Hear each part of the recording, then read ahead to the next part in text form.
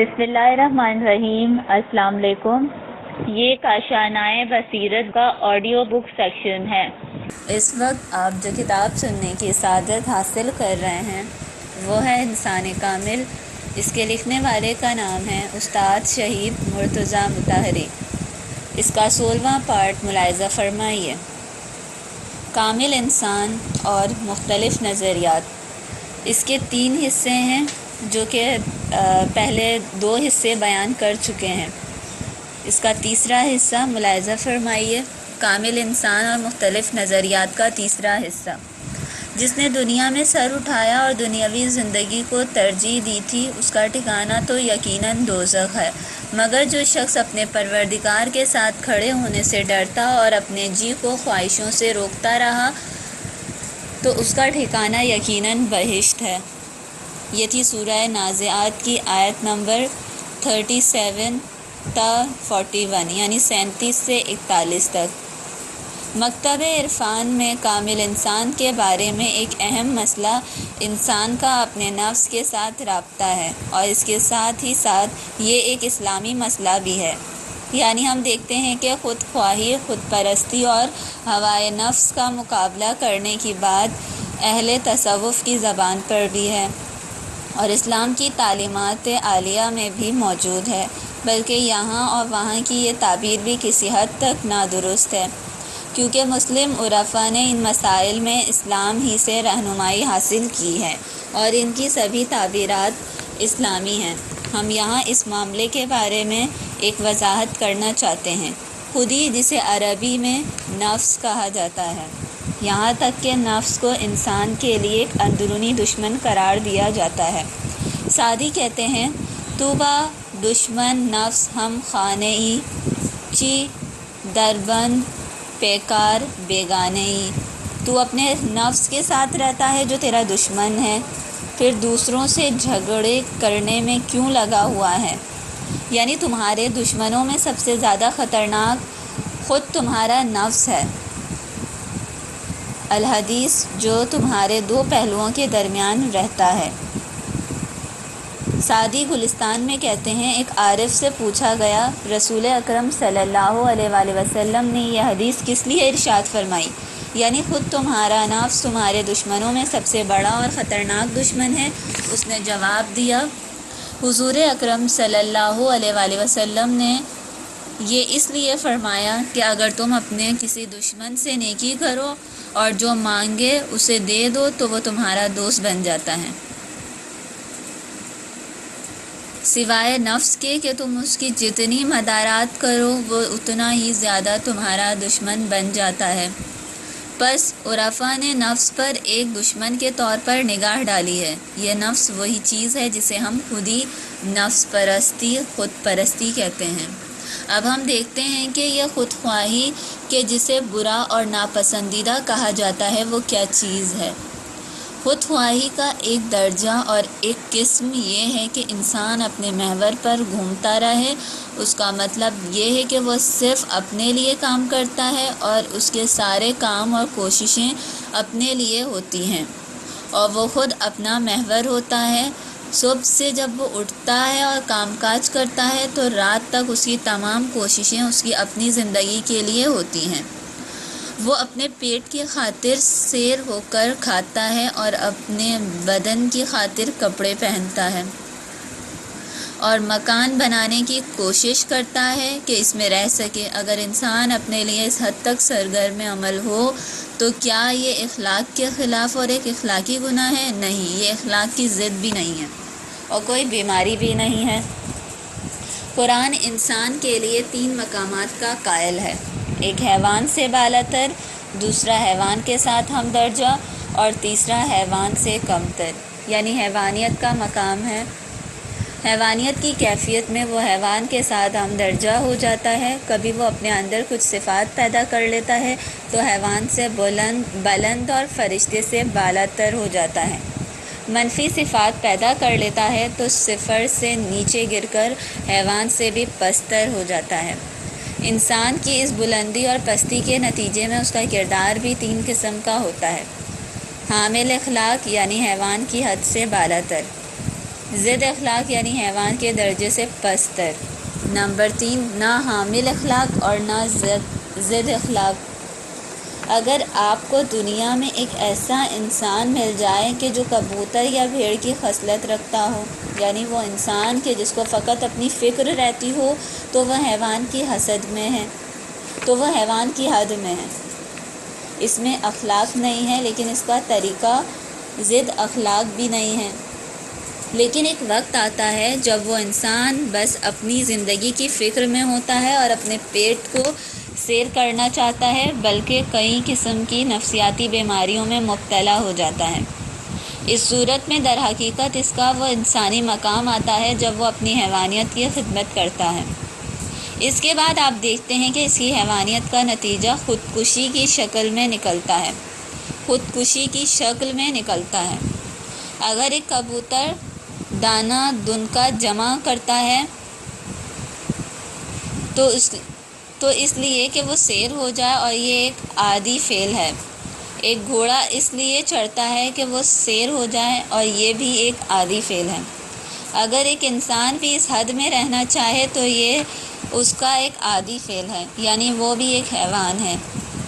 لیکن ایک ایسا وقت آتا ہے جب انسان ہوائے نفسانی کا شکار ہو جاتا ہے، مگر یہاں معاملہ یہ نہیں ہوتا کہ وہ اپنی زندگی کے لیے سرگرم عمل ہے، بلکہ وہ اس لیے کماتا ہے کہ جمع کرے، اور پھر وہ خواہ جتنا بھی جمع کر لے کچھ اور بھی جمع کرنا چاہتا ہے، یہاں تک کہ جمع کرنے میں اس کی کوئی حد نہیں ہوتی، اور انسان کی بجائے وہ حرص و ہوا کا پتلا بن جاتا ہے۔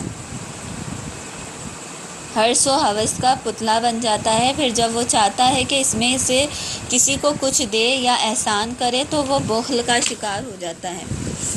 حرص کی طرح بخل بھی ایک بیماری ہے۔ بخل کی بیماری بڑھتی ہے تو وہ امساک یعنی مال کو روکے رکھنے کی بیماری میں مبتلا ہو جاتا ہے، جیسا کہ قرآن مجید میں سورہ حشر کی 9ویں آیت میں شح یعنی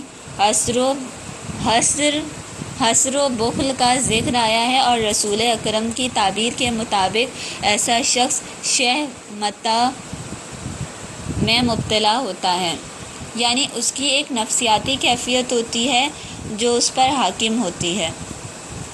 وہ خود یا اس کی فکر یا اس کی عقل یا ارادہ کوئی بھی اس کے اختیار میں نہیں ہوتا، بلکہ وہی نفسیاتی کیفیت اس پر حاکم ہوتی ہے جس نے اس کی روح پر دولت کا نقش جما رکھا ہے۔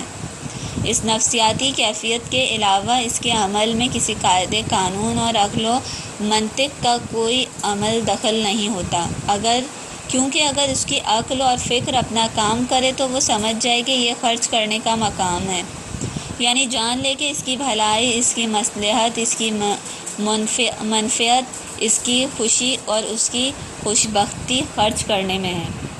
لیکن بخل اسے اس بات کی اجازت نہیں دیتا۔ اس کی یہ حالت اخلاق کے منافی ہے۔ اس کی حرص اسے حیوان سے پستر بنا دیتی ہے۔ اسی موقع پر ہم کہتے ہیں کہ اس شخص کی حالت اخلاق کے منافی ہے اور وہ ایک بیمار ہے۔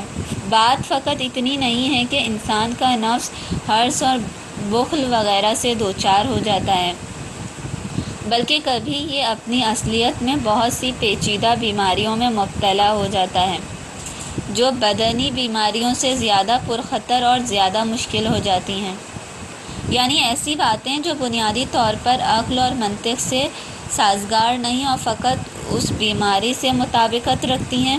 یہ وہ چیزیں ہیں جنہیں آج کل نفسیاتی مرض کہا جاتا ہے، جیسے حسد کی کیفیت، اور یہ ایک ایسی کیفیت ہے جو عقل و منطق کی ضد ہے، یعنی انسان اپنے اندر ایک ایسی حالت پیدا کر لیتا ہے جس میں وہ اپنے آپ کو فراموش کر دیتا ہے، تب وہ بجائے اس کے کہ وہ اپنی خوش بختی کی فکر میں ہو، ہمیشہ دوسرے کی بدبختی کی فکر میں رہتا ہے۔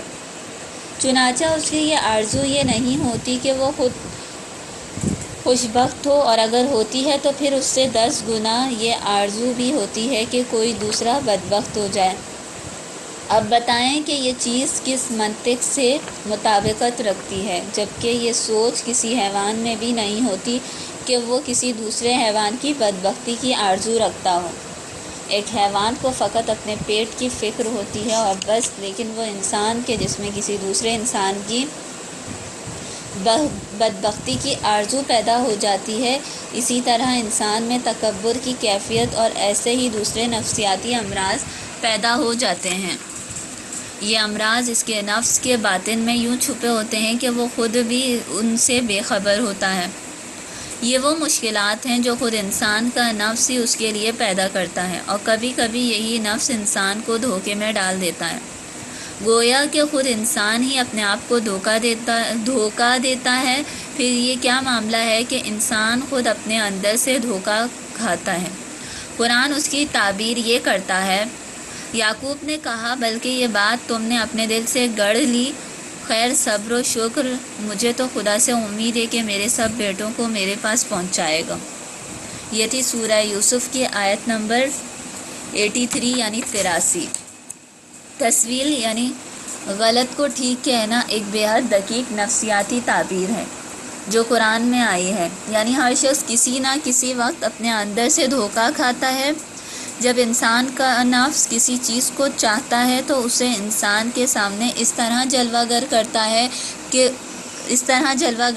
ہے، اس کی آرائش کرتا ہے، اسے زینت دیتا ہے اور اس پر ایسے جھوٹے نقش و نگار بناتا ہے کہ انسان خیال کرتا ہے بس ایک چیز ہے جو اسے حاصل کرنی چاہیے۔ ہاں، یہ انسان کا باطن ہی ہے جس نے یہ کام کیا ہے تاکہ وہ اپنے آپ کو دھوکا دے۔ یہ بڑی عجیب تعبیر ہے۔ آج کل جبکہ علم نفسیات نے ترقی کر لی ہے، اس علم کے ماہرین نے ان نکات تک بڑی باریکی سے رسائی حاصل کی ہے۔ چنانچہ وہ اس نتیجے پر بھی پہنچے ہیں کہ بعض اوقات انسان دیوانہ ہو جاتا ہے جبکہ اس کی کوئی اعصابی یا جسمانی وجہ موجود نہیں ہوتی، اور وہ کسی باطنی اور نفسیاتی کیفیت سے پیدا ہوتی ہے۔ مثلاً بعض اوقات ایک انسان سخت مصائب سے دوچار ہو جاتا ہے اور پھر انسان کی روح اپنے آپ کو ان دکھوں کے کرب سے بچانے کے لیے عقل کو چھٹی دے دیتی ہے۔ چنانچہ یہ علم نفسیات کا ایک اصول ہے، جیسا کہ ایک شاعر کہتا ہے، ز ہشیاران عالم ہر کے را دیدم غمی دارد، دلا دیوانہ شو دیوانگی ہم عالمی دارد۔ میں نے دنیا کے عاقل لوگوں میں سے ہر ایک کو پریشان پایا ہے، اے دل دیوانہ ہو جا کہ دیوانگی کی بھی اپنی ایک دنیا ہے۔ بہرحال نفس کا مکر و فریب انسان کا دوسرے کے ساتھ مکر کا مسئلہ نہیں ہے، بلکہ یہ انسان کے نفس کا خود اس کے ساتھ مکر ہے، جو بجائے خود ایک بہت ہی اہم مسئلہ ہے۔ عرفان میں ان نکات کی جانب اچھی طرح سے توجہ دی گئی ہے۔ چنانچہ یہ آخری دو مسئلے کہ جو انسان کی ضد اخلاق کی کیفیت میں داخل کرتے، اسے نفسیاتی بیمار بناتے اور حیوان سے بھی پستر کر دیتے ہیں، ان کو بڑی عمدگی سے بیان کیا گیا ہے۔ حتیٰ کہ ایسے نکات اٹھائے گئے ہیں جو واقعی حیرت انگیز ہیں۔ یعنی آج کا انسان تعجب کرتا ہے کہ ان لوگوں نے 600-700 یا 1000 سال پہلے کیوں کر وہ دقیق نکتے بیان کیے ہیں، جبکہ ہم دیکھتے ہیں کہ علم نفسیات اس 20ویں صدی میں ان کی گہرائی تک پہنچ رہا ہے۔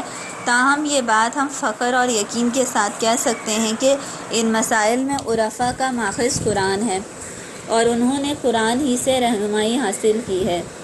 المختصر، یہ عرفا با استعداد لوگ ہیں اور انہیں قرآن کا ایک لفظ یا ایک اشارہ بھی ہاتھ لگتا ہے تو وہ اس میں مثمر نکتے کا بڑی عمدگی سے پیچھا کر سکتے ہیں اور اسے ڈھونڈ نکالتے ہیں۔ مثلاً یہاں ہم تسویل کے بارے میں مولوی مانوی سے ایک نکتہ نقل کرتے ہیں۔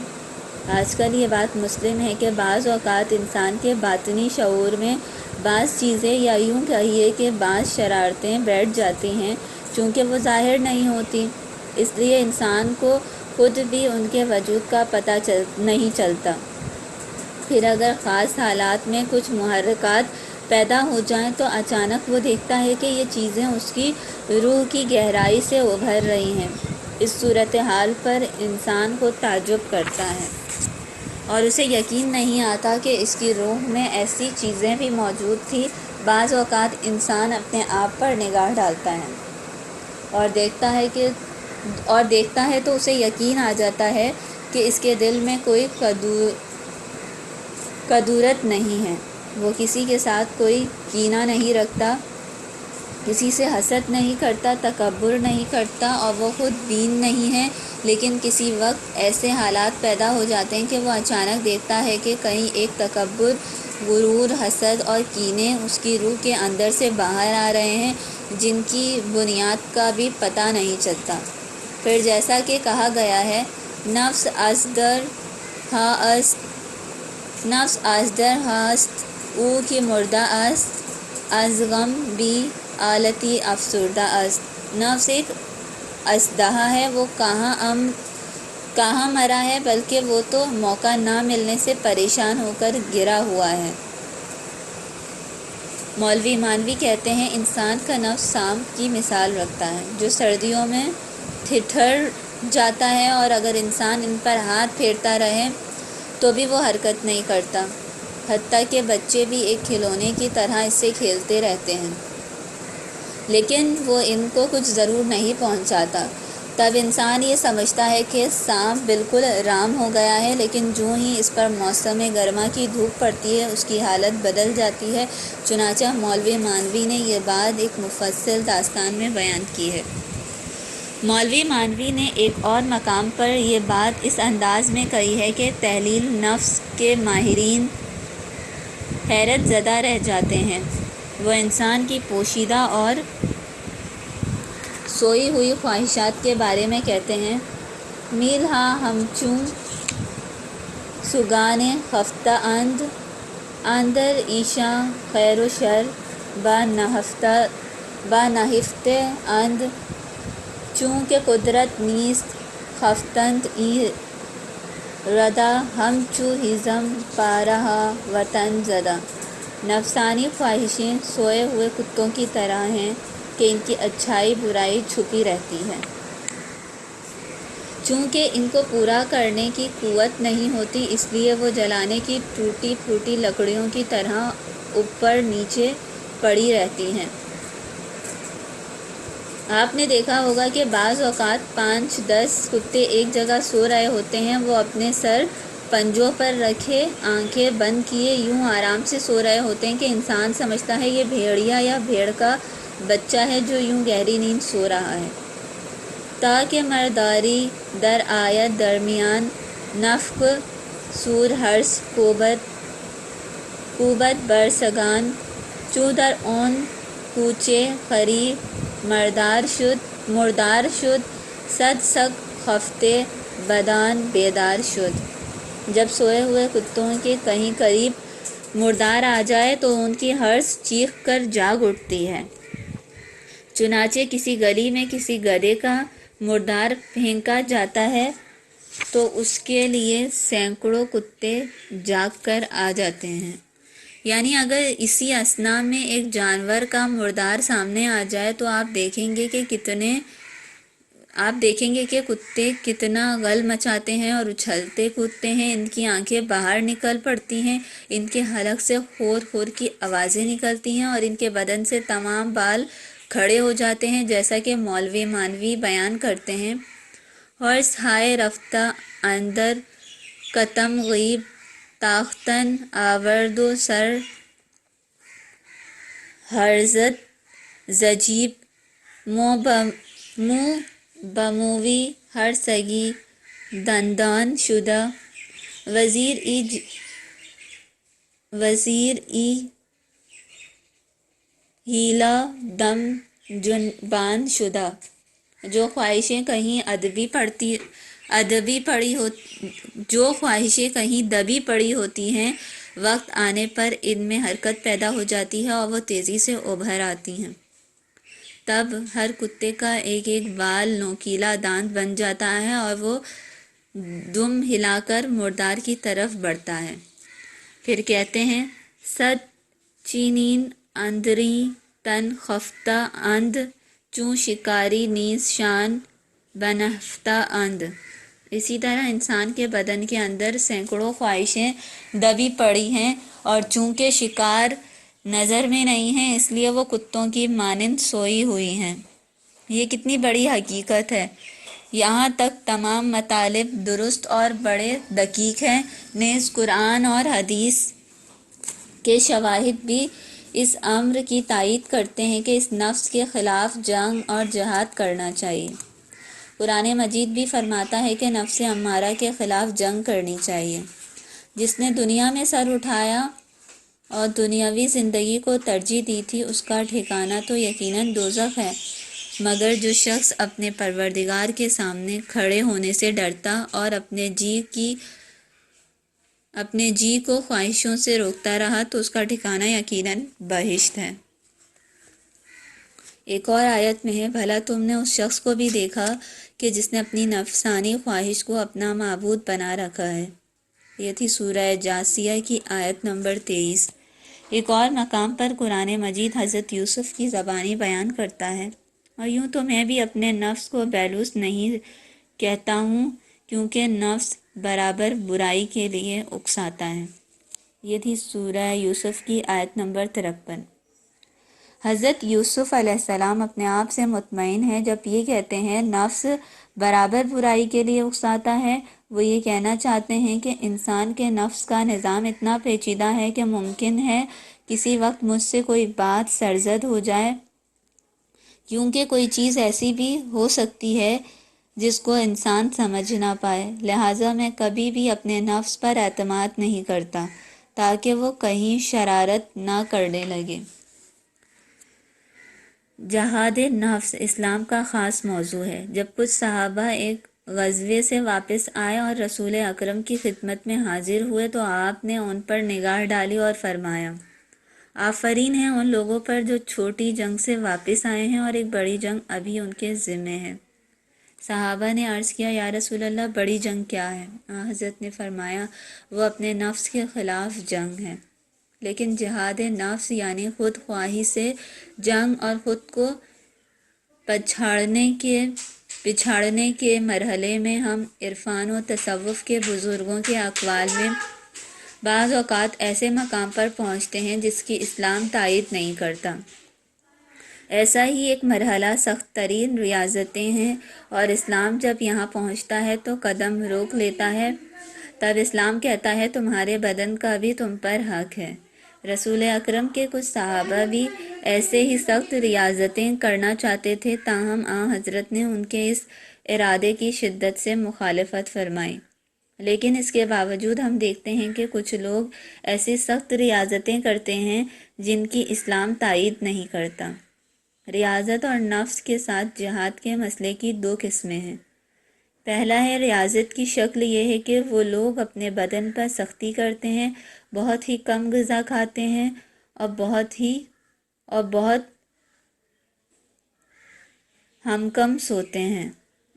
کم سوتے ہیں۔ یہ ریاضت اہل منطق میں عام ہے۔ دوسرا، مجاہدہ بالنفس، یہ نفس کی خواہشات کے خلاف چلنا ہے۔ ان کا یہ عمل کسی حد تک درست ہے، لیکن یہیں ہم ایسی چیزیں بھی دیکھتے ہیں جو اسلام کی منطق کے ساتھ مطابقت نہیں رکھتی، یعنی اسلام کا مطلوبہ کامل انسان ایسا نہیں ہوتا۔ ان میں سے ایک وہ روش ہے جو بعض اہل تصوف کا معمول رہی ہے۔ یہ روش سبھی کی تو نہیں، لیکن اس نے کم و بیش سب پر اپنا اثر ڈالا ہے۔ اسے ملامتی روش کا نام دیا گیا ہے، اور یہ ریاکاری کی ضد ہے۔ ریاکار آدمی کا باطن برا ہوتا ہے لیکن وہ اپنے آپ کو نیک ظاہر کرتا ہے، جبکہ ملامتی روش کا انسان نیک ہوتا ہے لیکن اس غرض سے کہ لوگ اس کے معتقد نہ ہو جائیں خود کو برا ظاہر کرتا ہے۔ یعنی وہ شراب نہیں پیتا لیکن ظاہر کرتا ہے کہ وہ شرابی ہے، زنا نہیں کرتا لیکن اس کے طور طریقے ایسے ہوتے ہیں جن سے یہ لوگ سمجھیں کہ وہ فاسق اور فاجر ہے۔ وہ ایسا کیوں کرتا ہے؟ وہ جواباً کہتا ہے، میں یہ کام اس لیے کرتا ہوں تاکہ نفس کو ماروں، اور نفس حقیقتاً مر جائے۔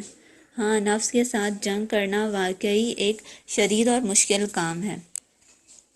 نفس چاہتا ہے کہ لوگوں میں اس کی آبرو ہو، وہ ہر دل عزیز ہو اور لوگ اس پر اعتماد کرتے ہوں، لیکن وہ شخص جان بوجھ کر ایسے کام کرتا ہے کہ لوگوں کا اس پر اعتماد قائم نہ ہونے پائے۔ وہ شخص چور